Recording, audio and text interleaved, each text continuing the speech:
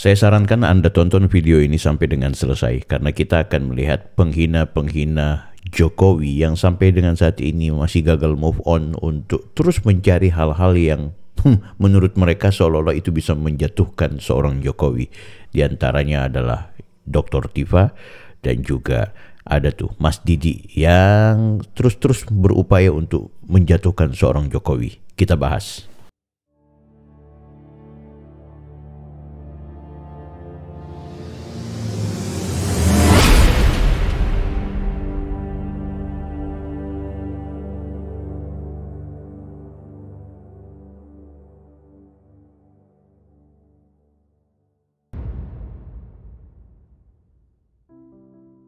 Halo guys, Anda kembali bersama saya lagi Bang Bill. Di video kali ini saya mau mengajak Anda untuk kita dengarkan beberapa pernyataan dari dua orang yang anti Jokowi yang memang sampai dengan saat ini tidak suka dengan Pak Jokowi. Mereka kayaknya gagal move on dan tidak pernah berhenti. Ya, pertama Dr. Tifa. Nah, Dr. Tifa ini kayaknya dia kurang nyaman dengan teriakannya Pak Prabowo ketika menyampaikan hidup Jokowi di tengah-tengah kerumunan kader dan juga undangan HUT Gerindra. Nah, menurut Dr. Tifa, ia mengutip Rocky Gerung, seharusnya Pak Prabowo tidak perlu teriak untuk menyatakan hidup kepada salah seorang atau seseorang. Seharusnya dia menyatakan hidup rakyat gitu. Ya, sehingga itu mereka menilai bahwa itu adalah sesuatu atau pernyataan yang tidak tepat dan tidak baik yang dilakukan oleh Prabowo. Ada-ada aja pikiran itu. Nah, yang kedua adalah Mas Didi ya. Mas Didi ini Mas Didi Lionri. Dia membuat satu pernyataan bahwa pidato Pak Prabowo yang mengatakan bahwa kita Gerindra itu bisa menang karena bantuan dari Presiden ke-7, menurut Didi ini sekaligus menampar wajah Pak Jokowi, membuka aib Pak Jokowi, di mana banyak yang bilang ketika Pak Jokowi tidak cawe-cawe di pemilu 2024, justru dengan kalimat itu benarlah Pak Jokowi melakukan cawe-cawe. Sehingga itu bagi dia Pak Jokowi itu berbohong. Nah, saya akan bantah dua hal itu. Namun sebelumnya saya akan ajak kepada Anda untuk kita dengarkan pernyataan mereka berdua singkat saja, baru kemudian kita diskusikan. Pengamat politik Rocky Gerung mengkritik seruan tersebut, mempertanyakan mengapa Prabowo tidak menerapkan hidup rakyat, bukannya hidup Jokowi gitu ya, hidup rakyat sebagai bentuk dukungan langsung kepada rakyat. Rocky menilai bahwa sebagai presiden, Pak Prabowo seharusnya lebih fokus pada kepentingan rakyat daripada individu tertentu. Selain itu, beberapa netizen juga mengomentari bahwa seruan hidup Jokowi tersebut membuat Pak Prabowo terlihat seolah tidak memiliki kekuatan penuh sebagai presiden. Mengingat Jokowi sudah tidak lagi menjabat, ngapain dihidup-hidupkan gitu ya. Mereka menilai bahwa tindakan tersebut menunjukkan ketergantungan Pak Prabowo pada pengaruh Jokowi. Nah, untuk melihat momen tersebut secara langsung dan lengkap, saya sarankan Anda menonton dulu ya video kegiatan dan bisa berkomentar setelah video lengkapnya itu Anda lihat dan bisa dikaji. Nah, kalau saya tentu saja tidak cukup menganalisis teriakan hidup Jokowinya Pak Prabowo ini secara mainstream lah ya. Harus dengan pemikiran yang ya beyond lah. Eagle view, sky view, multidimensional. Melihat dari segala macam aspek untuk kita melakukan analisis aksi Presiden Prabowo mengangkat derajat Jokowi tinggi-tinggi di panggung tertinggi Gerindra ya. Ayo kita analisis ya. Pertama tuh, apakah ada kemungkinan pesan tersembunyi Prabowo kepada rakyat? Ataukah pesan tersembunyi Pak Prabowo kepada pihak lain? Atau adakah motivasi lain dari sikap Presiden Prabowo tersebut? Jadi analisisnya itu konteks politik Indonesia saat ini tuh bisa kita lihat dari beberapa dimensi makna yang lebih dalam. Jika kita membaca lebih jauh dengan perspektif yang lebih cerdas dan strategis, maka ada beberapa kemungkinan pesan tersirat yang ingin disampaikan oleh Presiden Prabowo. Pertama nih, analisis pertama saya ya. Penguatan legitimasi dan kesinambungan kekuasaan. Presiden Prabowo baru 100 hari plus terpilih sebagai presiden. Tetapi dia masih merasa perlu membangun legitimasi penuh. Baik di mata elit ini dua elit ya, elit global dan elit lokal. Di mata oligarki juga maupun di mata rakyat. Dengan meneriakkan hidup Jokowi, dia ingin menegaskan bahwa dirinya adalah penerus langsung dari rezim Jokowi, bukan sekedar presiden baru yang akan membuat arah politiknya sendiri. Jadi pihak-pihak itu dia beritahu bahwa saya akan melanjutkan gitu. Kan bukannya jargon kampanyenya waktu itu lanjutkan ya, beda sama jargonnya Anies Perubahan. Itu maka dia stated. Cukup ya. Sampai di situ aja kita udah melihat bahwa situasinya adalah Ibu Dr. Tifa ini ujung-ujungnya mengkritik Pak Prabowo karena memang agenda melanjutkan Pak Jokowi itu tadi.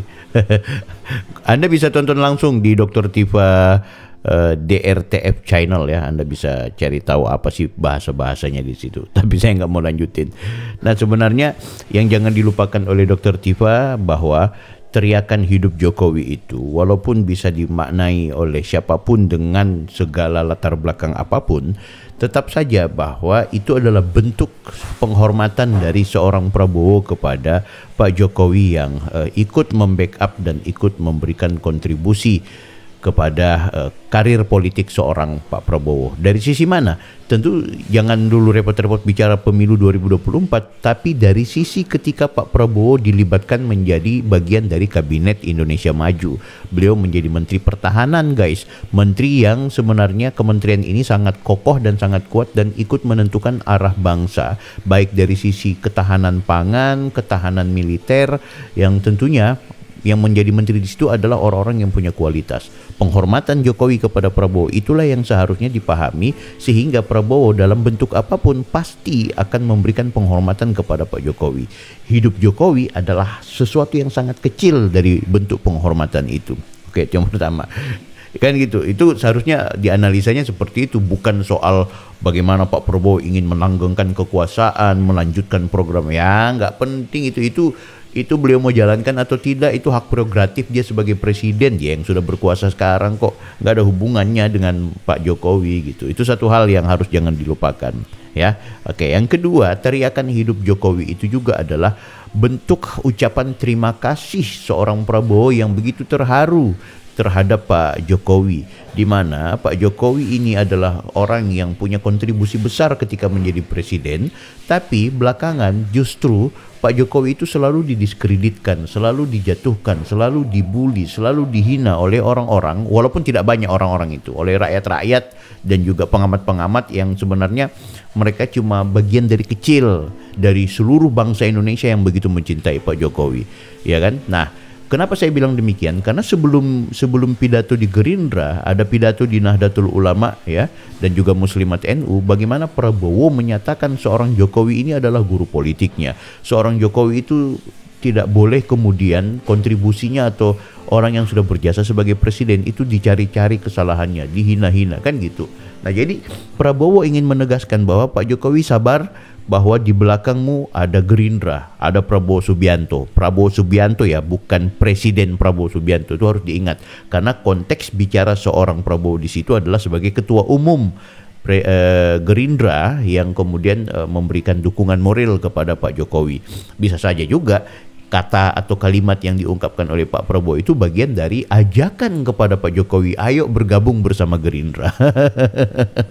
Itu jadi cara memandangnya tergantung. Kalau hatinya Dr. Tifa ini kan Anies Baswedan banget, maka yang dipuji-puji Anies Baswedannya, yang dihajar tuh Prabowo dan juga Jokowinya. Oke, nah guys, kita tinggalkan Dr. Tifa ya. Ini ada si Didi nih, dia lagi. Tapi kenapa saya harus ambil dia? Karena harus saya klarifikasi tuh bahasanya. Kita dengarkan sepintas saja. Walaupun Jokowi itu kelihatan dipuja-puja di acara itu, tapi gue menangkap sinyal-sinyal pesan tersembunyi dari pidato Prabowo di acara itu. Kalau lu semua perhatiin, sebelum teriak hidup Jokowi, Prabowo bilang, kita berhasil karena didukung Presiden ke-7. Itu berarti Prabowo ngasih tahu kalau omongan Jokowi soal dia nggak cawe-cawe di Pilpres itu bohong. Dan Prabowo langsung yang ngebongkar kebohongan itu. Padahal Jokowi dan para buzzernya udah nyembunyiin kelakuan busuk itu rapet-rapet. Tapi terbongkar juga, langsung dari sumber yang bisa dipercaya. Guys, ini gagal paham dan gagal move on Mas Didi ini.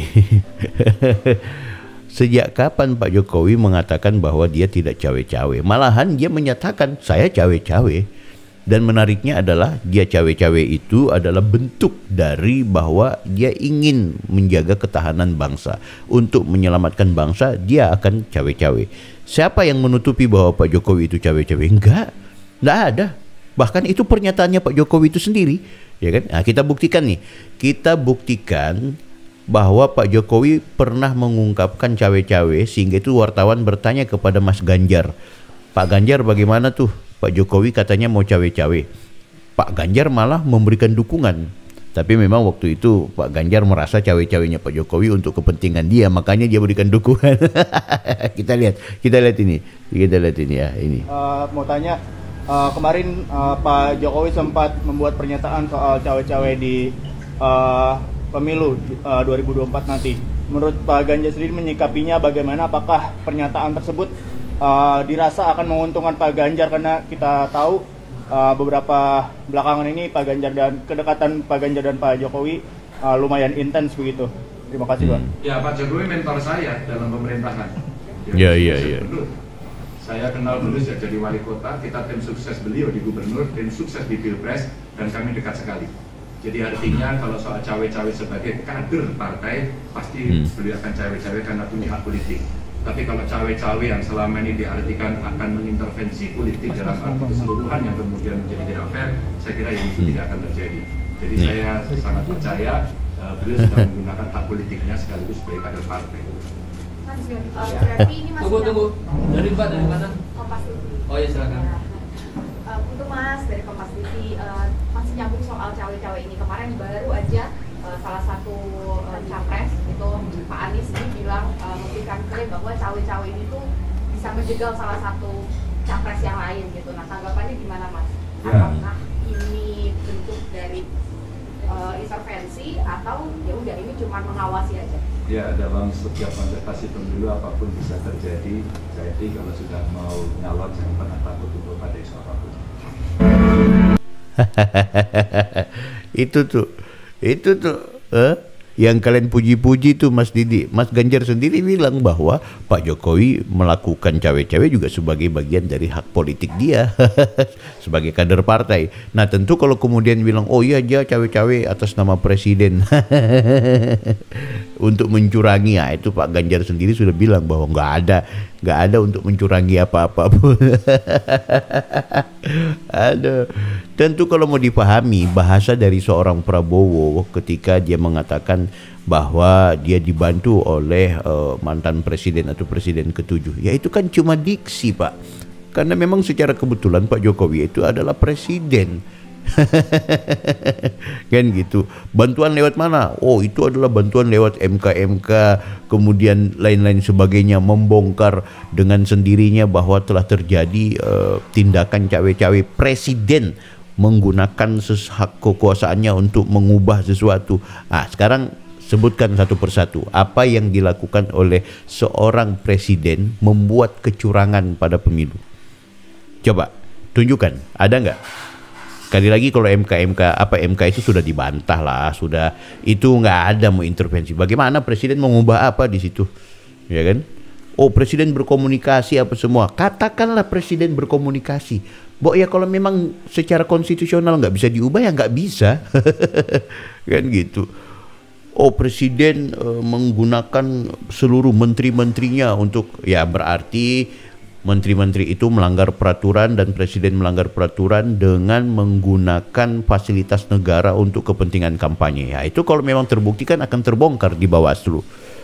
Coba apa yang dimaksud dengan cawe-cawe itu? Jadi bahwa Pak Presiden Jokowi itu masih sangat menghormati pemilu 2024. Dia tidak pernah secara personal dirinya yang kebetulan presiden menyatakan sikap mendukung si A, mendukung si B, mendukung si C. Itu satu hal yang jangan dilupakan. Itu etika politik sebagai seorang presiden. Tapi beliau sebagai seorang manusia, sebagai seorang yang berpolitik, ya bisa saja dia menggunakan kekuatan-kekuatan tertentu untuk bagaimana memperjuangkan kemenangan seorang Prabowo, selama semua itu bersifat konstitusional. Jadi memang Pak Jokowi itu kepentingan cawe-cawenya juga untuk menyelamatkan bangsa, kan gitu. Nah kebetulan yang bisa selamatkan bangsa itu adalah Prabowo, bukan Anies, bukan Ganjar. Dua-dua ini gagal sebagai gubernur. Anies Baswedan itu gagal sebagai gubernur Jakarta, banyak kok yang hajar beliau gitu. Yang kedua juga Ganjar gagal. Masih banyak kasus-kasus yang ada di Jawa Tengah itu yang kemudian menjadi teriakan, termasuk kemiskinan itu masih banyak di Jawa Tengah. Jadi gagal. Nah Prabowo berhasil sebagai menteri, orang hebat ini. Sehingga itu wah, demi kepentingan bangsa Pak Jokowi cawe-cawe untuk Prabowo. Nah singkat saya perlihatkan kepada kalian tentang bagaimana Jokowi mengakui cawe-cawenya adalah untuk kepentingan Presiden bangsa. Joko Widodo bertemu dengan para pemimpin redaksi di Istana Negara, Jakarta, Senin 29 Mei 2023. Isi pertemuan tersebut diperoleh awak media dari sejumlah pemimpin redaksi seusai acara yang berlangsung sekitar 2 jam mulai pukul 16.30. Pemimpin redaksi Kompas Huta Dharma Saputra menyampaikan substansi isi pertemuan Jokowi dengan para pemimpin redaksi. Suatu negara hanya diberi kesempatan satu kali untuk maju atau tidak sama sekali. Republik Indonesia dalam kurun waktu 13 tahun ke depan memiliki kesempatan untuk melompat menjadi negara maju. Keberlanjutan kebijakan strategis pemerintahan saat ini dinilai penting demi mewujudkan Indonesia sebagai negara maju tersebut. Namun hal ini sangat ditentukan oleh kepemimpinan nasional ke depan. Presiden Jokowi pada kesempatan itu menyebutkan dirinya cawe-cawe demi kepentingan negara. Jokowi menuturkan bahwa dirinya cawe-cawe untuk kepentingan yang positif, termasuk dalam hal ini tidak menggunakan kekuasaan TNI dan Kepolisian Negara Republik Indonesia atau Polri. Dia pun menegaskan cawe-cawe untuk negara bukan cawe-cawe untuk kepentingan politik praktis. Menteri Sekretaris Negara Pratikno mempertegas bahwa cawe-cawe yang dimaksud ialah sebagai bentuk tanggung jawab dan tidak membiarkan. Sebelumnya, bakal calon Presiden Koalisi Perubahan Anies Baswedan meminta negara tidak ikut campur dalam Pilpres 2024. Hal ini dinyatakan Anies di hadapan relawan pendukungnya di Senayan, Jakarta, 7 Mei 2023. Anies menyebut jika negara mengintervensi pemilu 2024, berarti negara sedang melecehkan rakyat Indonesia. Kami mengajukan dengan menyatakan, ini gagasan kami, ini rekam jejak kami, ini karya kami, dan biarkan rakyat tanpa dipengaruhi, tanpa ada tangan negara yang terlibat, negara netral, negara mengambil sikap di atas semuanya, dan percayakan rakyat bahwa rakyat akan menitipkan kewenangan itu pada mereka-mereka yang memiliki rekam jejak yang benar. Nah, rekam jejak yang benar itu adalah Prabowo. Itu yang sudah dipilih oleh rakyat. Oke guys, silakan Anda analisa. Intinya Pak Jokowi melakukan cawe-cawe untuk kepentingan bangsa.